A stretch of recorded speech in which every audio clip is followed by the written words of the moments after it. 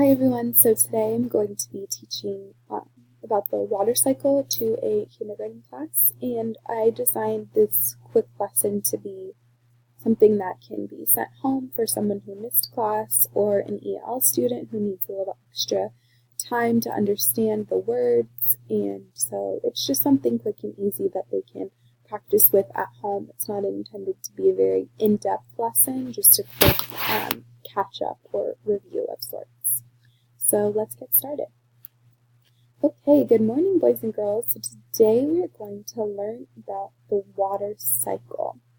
So first, we need to talk about what a cycle is. So can anyone tell me what cycle sounds like? You're right, it does sound like a bicycle.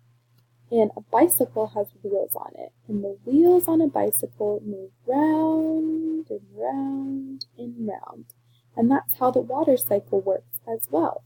It starts at one spot and moves around, and it continues to move around all the time.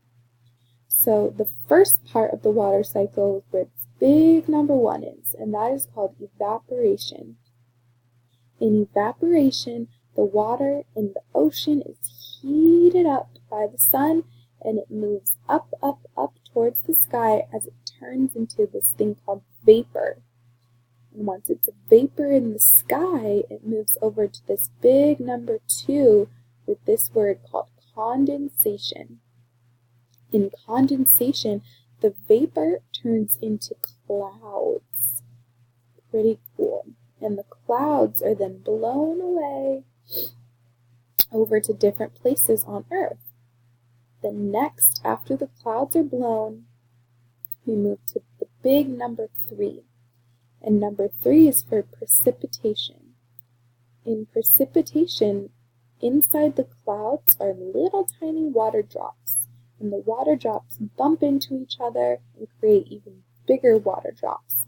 And then they fall back down to the ground, where then evaporation can start all over again. So we move from 1, evaporation, to 2, condensation, to 3, precipitation.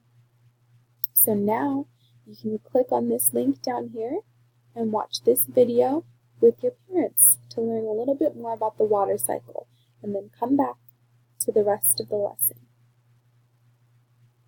Alright, welcome back friends. So now we're going to talk about the 3 things that were shown in that video, okay?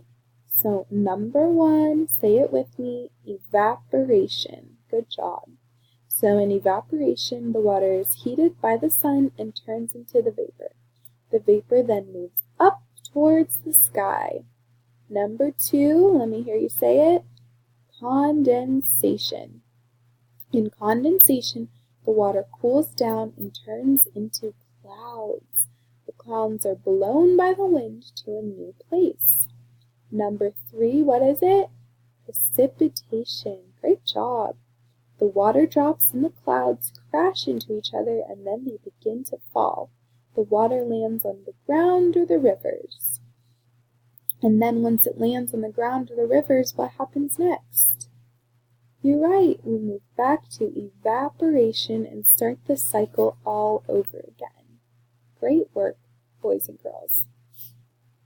So next we're going to do a little bit of practice. So this worksheet you all have.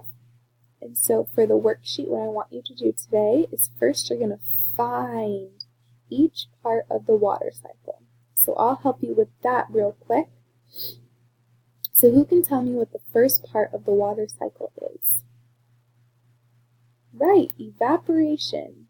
Now everybody look for evaporation on your worksheet. It's right here. And right next to evaporation, you see an arrow pointing up towards the sun, right? Just how the vapor moves up towards the sky. Who can tell me what the second part of the water cycle is? Condensation, correct. And after condensation, we move towards precipitation. Good job. And in precipitation, the raindrops fall down, down, down to the ground, and then we move back over again. Good job. So first, you're going to find each part of the water cycle on your worksheet.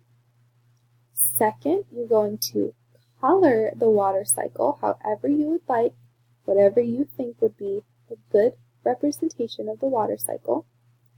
And then third, you're going to tell somebody about the water cycle. So I want you to go tell your mom or your dad or brothers or sisters or grandmas and grandpas and tell them what you learned about the water cycle. You can show them your worksheet and show them how it moves all the way around and tell them about those big new words you've learned, okay? If you have any questions, have your parents ask me, and I would love to help. Can't wait to see you back in class soon. Thanks.